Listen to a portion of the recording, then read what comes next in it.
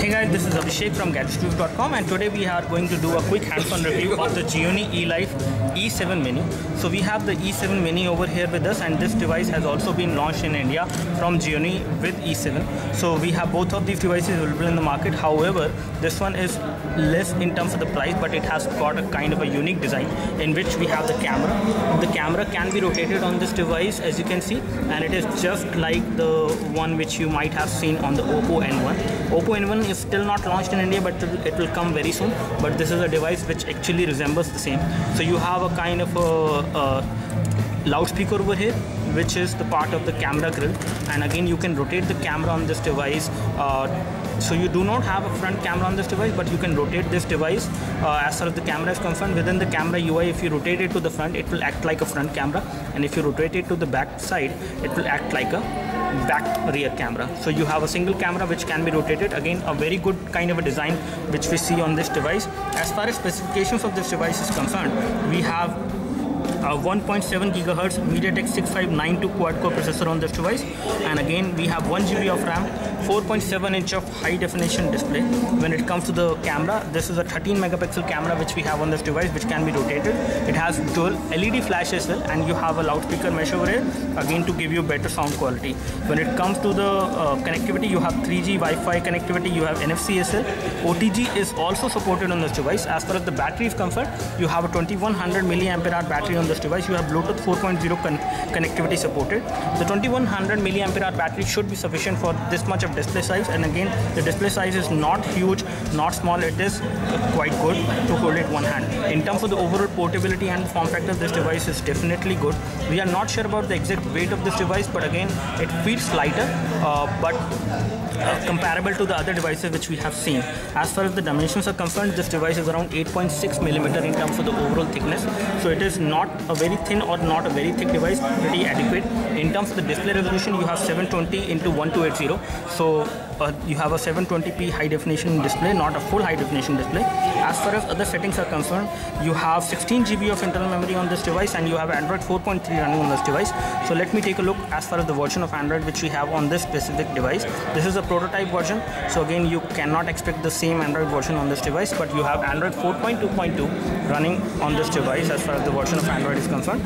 When it comes to the smart gestures, you have the same kind of smart gestures, and again you have some extra smart gestures supported on this device, and you have the same kind of smart gestures which were there on E6 are also there on this device. As far as the storage is concerned, we can show you the storage. So storage on this device is again 16 GB, out of which around 12.87 GB is currently available to the user, which is pretty good. And again, if we take a look over the other specifications, as far as the dimensions are concerned, or you can say as far as display is concerned, so again in terms of the display does have support for automatic brightness because of the proximity and ambient light sensors, which are again over here, not over here on this unit basically. And you do have wallpaper support. Again, the wallpaper can support live wallpapers, static wallpapers. Video wallpapers by default are not supported. Here we have the phone dialer, and again the phone dialer does not have the option of making the video call directly. This is how the messaging application look like, and again in the messaging application you can see it is not stock Android. It is different in terms of the overall look and feel. However, you won't face any problem while typing on this device, but continuous input or swipe to type is not supported on this device. That is something which you can make a note of. Although the keys are pretty big in size and they're quite nicely spaced out from each other, so you will not face any problem while typing on this device. As far as the application drawer is concerned, we do not have access to application drawer on this device. All the applications are there on the home screen, and these are some pre-installed applications which you will get, including File Explorer, Sound application, you will get Gionee Extender, you will get, and you also get SIM tool, phone accelerator. You also have a power management application which will again make sure that you get more power on this device, and again you can actually see which all things which are there on this device which is consuming the power, so you can optimize the power settings in such a way that you can get more battery backup from this device by enabling these power options, including the night power saving mode you can configure. As far as the RAM is concerned, this device has 1 GB of RAM, and these are all the toggles which you will get on the notification center. For the outdoor quick power, guest mode is also there on this device, which will make sure that you can actually hand out this device to someone else, and again nothing will happen on the device. As far as the settings are concerned, you can protect the settings in guest mode, you can allow certain applications to run, and you can stop other applications which should not run in the guest mode. So in this way you can specify whether the desktop wallpaper can be changed or other settings can be changed about the device. As far as the RAM is concerned, out of 1 GB of RAM, we have around 705 MB of RAM which is being used, and you get around 251 MB of RAM which is free. So again, the RAM, the amount of free RAM on this device is not very high. It is kind of small, but the device is kind of responsive. As far as system updates are concerned, you will also get system updates on this device over there, so you don't have to connect it to a PC to update the version of Android on this device. You will get them over the air, which is again a good thing. As far as settings are concerned, let me just show you the settings as well again, to show you some other options which we did not show you earlier. So you do have schedule power off as well supported on this device. These are some common settings. You have support for wireless tethering as well. So you can create a portable Wi-Fi hotspot on this device to share the 3G internet using the SIM card on this device. As far as the SIM card is concerned, the SIM card will be one only on this device, which will accept a normal size SIM card, as you can see. And here we have the SIM tray, which will come out when you insert some object over here, which is the SIM detection tool inside this hole. As far as the back side is concerned, this is how the back side will look like. The back side is again a matte finish which you will get on this device. There are two color options available for this device. One is this light blue and the other one is the pink color option. Whereas over here you have the 13 megapixel camera and LED flash which can be rotated. On this side you have the power and sleep key which can be easily accessed, and you have the volume rocker. Both of these buttons are metallic buttons and give you a good amount of feedback whenever you press them. At the bottom you have the port over here, the micro USB port for data syncing and charging, and you have a 3.5mm audio jack over here, and then you have the hole over here for the primary mic, so you can do the voice calling with the help of primary mic. However, we are not able to locate a secondary mic on this device which is for noise cancellation video chat, but it should be there inside within the body. So the overall design of this device is definitely impressive. It looks pretty good. In terms of the specifications, I would say it is not that bad, but again E7 would be a better choice if you are looking for a phone with proper hardware and which should be very fast. In terms of the RAM, this device is pretty good. You have 1 GB of RAM, but again we will let you know once we get this device for review. We will let you know more about it. As far as the overall day-to-day usage is concerned, you do get tools like FM radio torch application which will allow you to use the flashlight on this device as a torch, and again you can use it from the front side as well, which is again a good thing. So in terms of the overall build quality and the form factor, this device does not weigh very high, and again we cannot confirm the weight, but it does not feel heavy at all.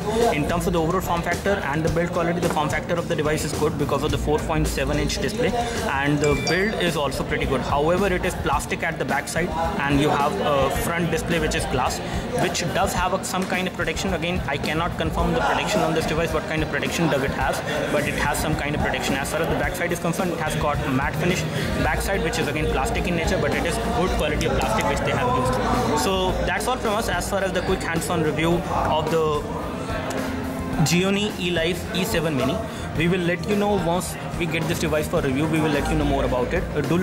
So this is how the camera UI look like on this device, and again the camera UI look like the same which we have seen on the Gionee Elife E3 and E5 as well. And let me just see. So you do have tap to focus, and let me just take this photo as of now. And we have taken this photo in artificial light in an indoor room, and the photo looks out to be pretty good in terms of the clarity, I would say, as you can see. So in terms of details, this photo has good amount of details. However, whenever you zoom in, it takes some time to actually render the photo, and in terms of the colors as well, it looks pretty good. You can compare it with the actual object over here. So again, the photo actually renders almost the same in terms of the profile of the object is there, in terms of the colors as well as in terms of the details. So the camera on this device is definitely decent, and we will let you know more once we do the full review of this device. So as far as the camera of the E7 Mini is concerned, the camera is over here, and I would like to tell something about the camera. One thing which is there is that you have earpiece mesh on both of these sides. So if you rotate the camera module like this, you can actually still talk on a voice call through the earpiece mesh over here, and you have the earpiece mesh over here. Although there is no loudspeaker over here, but the loudspeaker is actually at the back side, and it will definitely get blocked when you play the device like this. The sound will get muffled, but still you will be able to hear the sound. And one thing which is good about this device is that, for example, if you have this like this, and if you actually rotate it towards the front, it will automatically launch the camera UI like this. And once it launches the camera UI, you can actually see that you can take the photos with this camera being turned into a front camera, and there's an autofocus 13 megapixel camera, so it will give you a pretty good quality as far as front selfie shots are concerned. and you can always toggle it back towards the back, so you can have the camera positioned like this and you can take photos which will definitely look good. And let me just take a photo of the E7 as of now. So we have the E7 over here, and let me just take a photo. So you do have tap to focus, and let me just take this photo. And we have just taken this photo in artificial light in an indoor room, as you can see. And if we zoom into this photo, you can see the colors are looking pretty good, and the details in this photo is also pretty okay, if not too good. You can easily read the text which is very minute on that display, and this is how the object actually looks like. You can compare the object which was there in the photo as compared to the actual object over here, and there is not a major difference, although I do see an extra brightness over here in this photo to make this photo a little bit more brighter, and the object is looking better, at least as compared to the original scenario over there. And one thing I would like to tell you about that, the thing which I would like to correct over here, that this is not a single SIM device, but it is a dual SIM device. Although you will find only one SIM card tray which is there on this side, on the left hand side on the top on the device, and there is no other SIM card tray slot over here.